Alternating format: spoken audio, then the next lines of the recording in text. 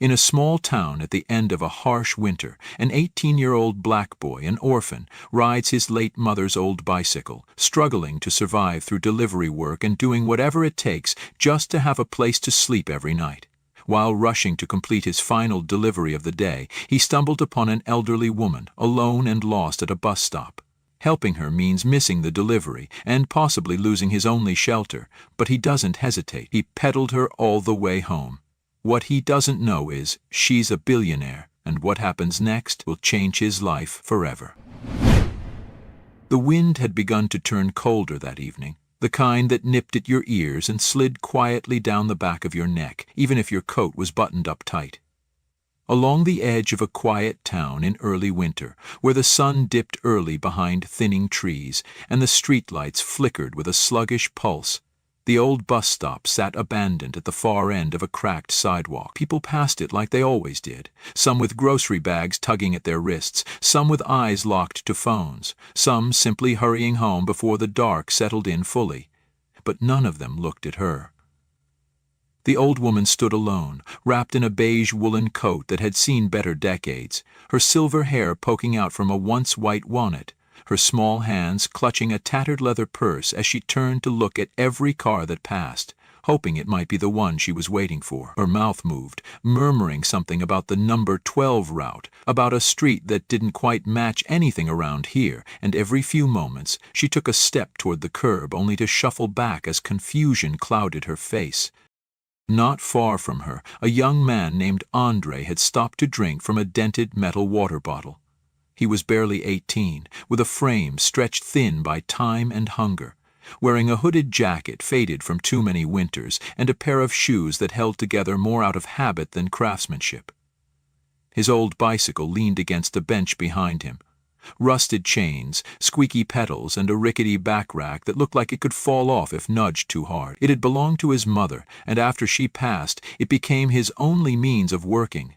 Zipping around the town delivering small parcels, groceries, medicine, anything people needed. The pay was barely enough to scrape by, but Andre worked with quiet urgency. That evening, he had one last delivery to make before the clock struck 8. One last errand, and if he completed it, he would have just enough to pay his week's rent. If not, the landlord had made it clear. The key would no longer fit the lock come morning. Andrew tightened the strap of the delivery bag across his chest, ready to ride out, when his eyes caught the motion of the old woman near the stop. Something about her stillness struck him, not like someone waiting, but like someone lost. She turned again, looked around, then looked at her own feet as if even they had become unfamiliar. She muttered something, took a half step forward, then stopped. Andre hesitated, the weight of the clock ticking louder in his chest. Minutes mattered now, and the difference between staying warm and being on the street was a single delivery away.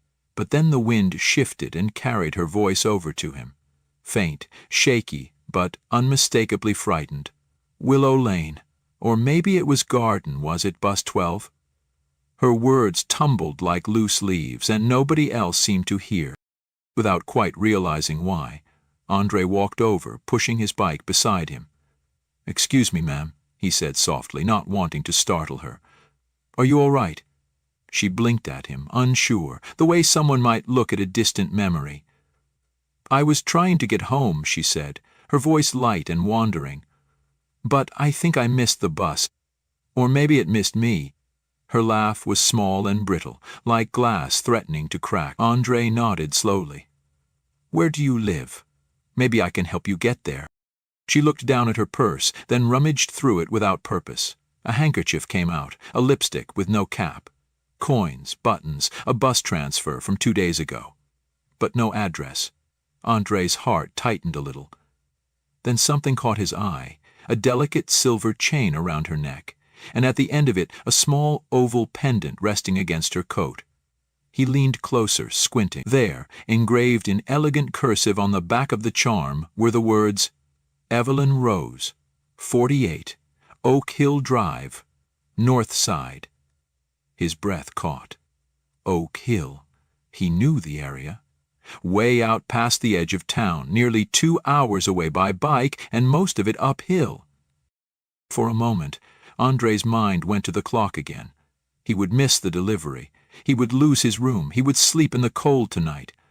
But as he looked into Evelyn's eyes, soft and clouded with age, and saw the childlike trust beginning to form simply because he had stopped to ask, he knew he couldn't walk away.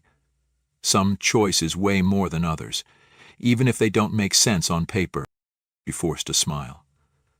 "That's a bit far, but I think we can make it," he said, gently helping her to the back rack of his bike. He tied his spare scarf around the seat and wrapped his jacket around her shoulders. "Hold on tight, all right? We'll go slow." She chuckled, dazed but grateful, and said, "You remind me of someone. My grandson, he used to wear shoes like those, always scuffed, always proud." Andre didn't correct her. He just nodded and began to pedal, slowly at first, then more steadily as they left the town lights behind. The sky turned lavender, then gray, and then darker still. The road sloped, bent and stretched endlessly, but Andre kept going, every turn of the pedal echoing with a sense of purpose. Behind him, Evelyn hummed a tune, sometimes trailing off, sometimes pausing to ask where they were, then forgetting the answer minutes later. He answered every time as if it were new. "We're getting closer. Don't worry. Just over the next hill." The wind grew sharper and the street lamps rarer, but he kept his eyes forward. They passed fields sleeping under frost, crossed bridges lit only by moonlight, and paused once for Evelyn to catch her breath. He bought her a warm cup of tea from a roadside gas station with the last dollar in his pocket, and she insisted he take the first sip. "You need it more," she said with a tender sternness that reminded him of his mother. When the gate of 48 Oak Hill finally appeared, whitewashed with chipped paint and ivy curling around the iron bars, it was nearly 9:30 p.m. Andre's legs ached, his hands were numb, but he exhaled in relief. He knocked once, then again, and moments later, an elderly man in a housecoat opened the door, his expression transforming from panic to disbelief when he saw the woman behind Andre. "Miss Evelyn! Oh, my lord, where have you been? We've been calling hospitals." Evelyn looked around, then blinked again. "I went for a walk. Or a ride, I suppose." She smiled at Andre. The man thanked him profusely, his voice trembling. "Please, come inside, warm yourself, have something to eat. Let us give you a ride back." But Andre shook his head, weary but content. "No need. I should get back before it gets colder." He scribbled his number on a torn receipt and handed it over. "In case you ever needs help again," and with that he got back on his bike and rode off into the dark, unaware that his room would be locked and his bed replaced with a storage closet floor, but also unaware that something far more meaningful had just begun. By the time Andre reached the edge of town again, the streetlights had thinned out and the warmth from the gas station tea had long faded from his hands. His knuckles were stiff, and every bump in the road rattled up through the handlebars and into his bones, but he didn't complain. The ride back was quieter, lonelier somehow without the gentle voice behind him, or the small, familiar weight of someone trusting him to keep pedaling. The wind had picked up by then, whistling through the bare trees and carrying with it the first sense of deep winter, wood smoke, cold metal, and something bitter that always seemed to hang in the air after 9 o'clock. Andre coasted the last block to his boarding house, a narrow 2-story with peeling paint and a porch light that never worked. He parked his bike quietly, climbed the steps and reached into his pocket for the key, only to find an empty space. At first, he thought he'd simply reached into the wrong one, but after checking every corner, every pocket, every seam in his jacket and jeans, it became painfully clear. The key was gone. He knocked gently on the door, hoping the landlord might still be awake, but no lights came on. He knocked again, then louder. Nothing. When he tried the doorknob, it didn't budge. Then, as if to confirm the inevitable, he glanced down and saw the small bundle of his belongings, his spare shirt, a towel, a cracked phone charger, stuffed into a plastic grocery bag and left beside the door like yesterday's mail. There was a note taped to the door. 3 words, written in thick black marker. "Past due locks." His breath caught in his throat. He stood there for a long minute, bike at his side, unsure whether to curse or cry. He did neither. Instead, Andre turned back toward the center of town. His legs ached from the ride to Oak Hill and back, but he didn't let them rest. He pedaled slowly, knowing there was nowhere left to go but needing to move anyway, because the cold was setting into his chest now, and stillness would only make it worse. It was nearly midnight when he passed the back alley of Johnson's Market, a small corner store where he sometimes helped restock shelves in exchange for day-old bread and a few dollars here and there. The owner, Mr. Johnson, was kind in the way older men often were to kids they saw struggle without asking for help. Gruff, but never cruel. Andre parked his bike behind the dumpster, knocked once on the side door, and waited. A light flickered on inside. A few seconds later the door creaked open, and there stood Mr. Johnson, wearing a heavy robe and holding a steaming mug of something strong. He took one look at Andre, shivering and hollow-eyed, and sighed through his nose. "Didn't make rent, huh?" Andre shook his head. Mr. Johnson looked up at the sky like he was waiting for some higher authority to intervene, then stepped aside. "Well, the storeroom's dry, and there's a cot in the corner. Don't touch the wine crates and don't freeze to death on me." Andre nodded, murmured thank you, and stepped inside. The storeroom smelled of cardboard and citrus, and the only heat came from an old radiator that groaned like it had a grudge. Andre didn't mind. He pulled the cot's blanket around his shoulders and let himself collapse onto the thin mattress, limbs heavy, chest sore, but heart strangely quiet. For the first time in weeks, he wasn't afraid to close his eyes. Something about the ride, about Evelyn's hand on his shoulder and her laughter in the dark, had made the world feel a little less jagged. He drifted to sleep, thinking not of the locked door behind him, but of the silver pendant, the soft hum of wheels turning on gravel, and a voice that had said, "You remind me of someone I love." Outside, the wind howled against the store's walls, but inside, Andre slept soundly, unaware that miles away a woman sat at her kitchen window, now fully awake. In her lap was the same coat she had worn that night, and in her hand was a torn receipt with a phone number scrawled in uneven blue ink. Evelyn rose, no longer lost in fog, stared at the paper, and whispered his name like a prayer, the first warm thing she'd spoken into the quiet house in years. The morning arrived with a hush, pale and hesitant, as if the sky itself was unsure whether to wake. A soft gray light crept across the back room of Johnson's Market, filtering through the small, dust-frosted window and settling over the quiet form of Andre, still curled beneath the thin blanket.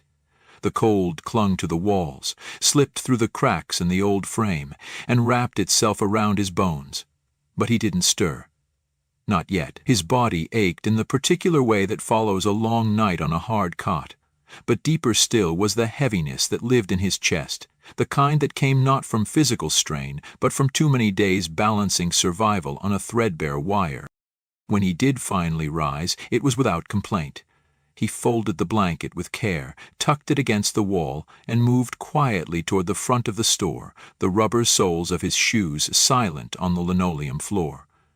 Mr. Johnson was already there, as always, opening up with the stoic routine of a man who had long ago learned that consistency was its own kind of faith. He grunted when he saw Andre, then pushed a banana and a half-warmed cup of coffee toward him. No words, just quiet acknowledgement, the kind that meant more than conversation. Andre took the banana with a quiet thanks, peeled it slowly, and stood by the window, watching as the town exhaled into motion. Steam rose from the hoods of parked cars, children shuffled along sidewalks clutching their backpacks, and somewhere in the distance a dog barked once and then was silent. It was just another day, another morning that looked like all the ones before it, until the black car pulled up. It was the kind of car that didn't belong on these streets. Too polished, too quiet, gliding into the curb like it was answering a summons. The man who stepped out was tall and lean, his coat too fine for a town like this, his shoes unscuffed, his posture deliberate. He glanced at a slip of paper in his hand, then looked directly through the store window, his eyes landing on Andre like he had always known where to find him. When the bell over the door chimed and the man stepped in, the room seemed to shrink around him. "Excuse me," he said, his voice smooth but with a weight beneath it. "I'm looking for someone named Andre." Andre turned from the window, frozen for just a breath. "That's me," he said cautiously. The man's expression softened with relief. "Miss Evelyn Rose sent me," he said. "She asked me to find you. She remembers everything, and she wants to thank you. She insisted—" Mr. Johnson paused mid-sip of his coffee but said nothing.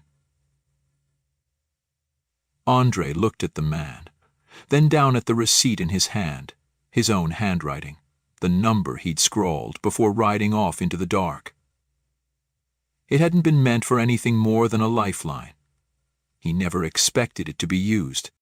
Charles, as he introduced himself, held the door open, gesturing to the car. "She's waiting, if you're willing." Andre hesitated, something flickering behind his eyes. The idea of going back to that house, of stepping into a world that didn't belong to him, felt like standing barefoot at the edge of a polished ballroom floor. He was just a delivery boy with no place to sleep, no family, no finish line. He had done what was right. That was all. "I just wanted to make sure she got home safe," he said, quietly but firmly. That's all it was. Charles regarded him for a moment, neither offended nor insistent. "And you did," he replied. "But she believes you gave her more than directions. She said you gave her back a sense of herself. She'd very much like to tell you that in person." Andre looked toward Mr. Johnson, who shrugged with the same indifference he used to mask concern. "Go," he said. "Your coat'll be here if you need it." With a breath that felt too large for his chest, Andre nodded and followed Charles out. The drive to Oak Hill was surreal in daylight. The trees that had loomed like shadows the night before now stood tall and still, sentinels of some secret forest path. The turns felt shorter, the hills less steep, but Andre still remembered every one of them, each stone and slope etched into the memory of his legs. When they reached the grand white house, it no longer looked like a monument but a memory. Familiar, softened by the hour, Charles led him through the side entrance into a room filled with sun and old books and quiet warmth. There, seated by the window, was Evelyn, not the dazed, wandering woman from the night before, but someone entirely different. Her eyes were sharp, her hair neatly pinned, and when she saw Andre, her smile broke over her face like morning over mountains. "You," she breathed, her voice trembling just enough to show its truth. "You brought me home." She reached for his hands, her grip gentle but insistent. "I remember everything, every street, every word. You didn't treat me like a stranger. You made me feel safe." Andre bowed his head, unsure what to say, the praise feeling too large for the simple act he had performed. But Evelyn wasn't done. She leaned forward, her eyes searching his. "I don't know your story," she said, "but I'd like to, and if you don't have a place to go, I would be honored to offer you one here. Not just for tonight, for longer if you'd let me. This house has too many rooms and not enough kindness. You would change that." Andre blinked, the offer catching him completely off guard. It was generous, more than generous, and yet something in him resisted. He took a step back, his voice low but steady. "That's kind of you, really, but I didn't do this to get anything. I just wanted you to be safe, that's all." Evelyn's eyes didn't waver. "And that," she said softly, "is exactly why I want you to stay." He didn't answer right away. The silence between them stretched, gentle but uncertain, filled with a feeling that neither of them could quite name. And though Andre would return to the market that night, would sleep again in the storeroom and wake to the same cold, something had shifted. He had been seen. Not for what he lacked, but for what he carried. The quiet, steady light of someone who showed up, even when no one was watching, and far from that sunlit room Evelyn sat with a heart less alone, already preparing for tomorrow, when she would offer again, not out of charity, but out of recognition. because sometimes family is not who we are born to, but who we choose to walk home with in the dark. The next morning came with a gentler sky, brushed with faint streaks of pale gold that peeked shyly through the faded curtain of cloud, as if the sun itself were hesitant to intrude on the stillness of the day. Inside the back room of Johnson's Market, Andre had risen early, as always, sweeping the floor and organizing crates in neat, quiet stacks, his mind too full of Evelyn's visit the day before to focus on the rhythm of work. He had replayed her words through the night, again and again, each syllable lingering like the last note of a hymn that refused to fade. Her presence had not overwhelmed the room, it had warmed it. And yet, Andre had not known what to do with such a gift. He'd never had anything offered so freely, so tenderly, and certainly not from someone who looked at him without judgment, only with hope. As he set down a box of canned peaches, the doorbell jingled, not in the usual impatient clatter of a regular customer, but in a soft, measured chime that felt familiar. He looked up from behind the counter, and there she was again, Evelyn Rose, this time with no driver, no coat of grandeur, just a wool shawl wrapped neatly over her shoulders and a small leather handbag tucked into the crook of her arm. Her expression was kind, her eyes already searching the room for him like she knew exactly where he would be. Andre straightened instinctively, his hands wiping unconsciously on his jeans as he stepped forward. She smiled and walked toward him, not with the authority of someone used to commanding space, but with the gentleness of someone who had decided to share it. "I hope you don't mind me coming again," she said softly, her voice warmer than the morning light. "I've been thinking about you all night." She paused, then added, "I suppose that sounds strange, but I mean it kindly." Andre nodded, not trusting his voice just yet.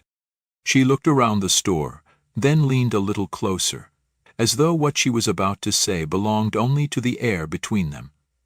"I've lived in that big house for a very long time," she began, "and it has never felt so quiet as it did this morning. Not even after my husband passed. Not even after my grandson." She trailed off, then drew a breath. "You remind me of him, you know. His kindness, his eyes. The way he always listened more than he spoke. And when you helped me that night, without asking, without expecting, something in me woke up, something that had been sleeping for years." Azy looked down, the tips of his fingers curling slightly against the edge of the counter. Evelyn reached into her bag and pulled out a folded piece of paper, handwritten, slightly trembling lines of ink on thick stationery. "This is not a contract," she said. "It's not a deal or an arrangement, it's simply an invitation. I have a home with too many rooms and too few reasons to keep them closed. I'd like you to stay, just until you find your footing. No strings, only support." Andre opened the note slowly. It was an offer to stay at the estate, a modest monthly stipend, and, written beneath that, in softer script, a promise. "We'll find a way for you to return to school, if you still want that." He didn't speak for a long time. The world outside the window moved as if through syrup. Cars passed slowly, leaves turned in the breeze, and the town went about its day, unaware that inside this little store something important was quietly shifting. Finally, Andre looked up and met her eyes, not with fear, but with something steadier. "I'd like that," he said. "I'd like to come." And so he did. That afternoon, Charles came by with the car. Not out of ceremony, but because Evelyn insisted. Andre not ride that creaking bicycle up the long hill again. He packed his few belongings in a backpack, said goodbye to Mr. Johnson, who only nodded and handed him a paper bag of sandwiches and a muttered, "About time," and then climbed into the back seat of a vehicle that smelled faintly of pine and possibility. Life at the estate was not extravagant. It was peaceful. Andre was given a sunlit room that overlooked the garden, a schedule that allowed him to rest, read, and, within the month, return to school with the help of a scholarship fund Evelyn created, quietly, in his name. She never paraded his story, never treated him like a pet project. Instead, she welcomed him into the rhythm of her days. Morning walks in the greenhouse, long discussions over tea, and weekends filled with ideas about what they could do with the time and resources they now shared. Together, they created something Evelyn had dreamed of but never built alone, a small foundation funded from her estate called the Willow Light Fund, in honor of the street she couldn't remember and the kindness she would never forget. Its mission was simple: to support young people with potential but no path, to shelter the elderly who had slipped through the cracks, and to remind anyone listening that dignity and care were not luxuries, they were birthrights. Andre helped design the first programs, met with counselors, worked part-time at the community center the foundation renovated, and, every so often, still rode his old bicycle into town, not because he had to, but because it reminded him of where he had begun and what one small act of grace could grow into when offered without expectation. And each time he passed the old bus stop where it all began, he would slow down just a little, tip his head toward the sky, and smile. Because sometimes you don't find home, it finds you. And sometimes all it takes to change the course of a life is the willingness to stop, to see someone clearly, and to ride a little farther than you planned. Join us to share meaningful stories by hitting the like and subscribe buttons. Don't forget to turn on the notification bell to start your day with profound lessons and heartfelt empathy.